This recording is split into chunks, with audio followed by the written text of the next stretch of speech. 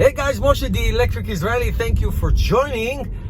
Bringing you some smiles, a little distraction from this ordeal. I saw a fascinating interview this morning with a former EPA executive, and one of the effects of this pandemic, obviously, and you really don't have to be a scientist to notice that and to feel that, is just to look outside, basically, especially if you live in a mega city, is the tremendous reduction of air pollution. Tremendous.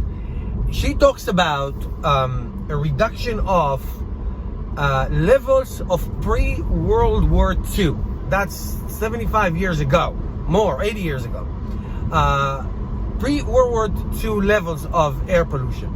That's how low it is. I saw some satellite pictures of before and after of some mega American cities, and the difference is startling. Well, obviously there are no millions and millions of cars on the road, emitting fumes to the atmosphere. That's what you're going to see. So the one of the great benefits, obviously it's temporary because we will get back to work, is the tremendous reduction of air pollution from cars, factories that are shut down, and on you go. So that is one of these unbelievable positive effects of pandemics like this. And because we know it's temporary, and because people will get back to work, China is already starting to get back to work, we know that maybe this is an opportunity to think what the world can look like if we have levels of air pollution like that, this low. And it's not like we need to invent something. The technology exists, the science exists, the production capacity exists. We can transition and we can achieve that. Going back to work. It's not like stay home for another year until we figure something out. No, we can, as we go, we can do that.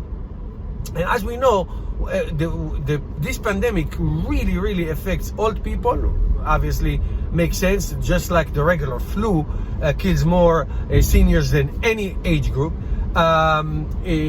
People with underlying conditions, people with asthma, people with cancer, or people that their immune system is very weak. And we know that it hits the respiratory system. It's down all the way down to the lungs, not just your upper throat and coughing and sneezing. This is severe pneumonia, and then God forbid people die from this. So we know that air pollution, especially in mega cities, which cause so many respiratory sicknesses in regular times. It's not like the world is going to shut down because thousands and thousands and thousands of people die because of air pollution. For that, the world doesn't get to be closed down. For this, it does. And I understand why. It's not like I'm against, I understand. But maybe it's time to say, okay, look how life can be without compromising, without not going to work. We can still go to work, we can still take our road trips, we can still drive with clean cars like I am driving right now for the past 5 years or more, and create no pollution. Plus solar panels, plus battery packs, plus many things that we can do to reduce the source of the charging of electric cars. So we can do that today.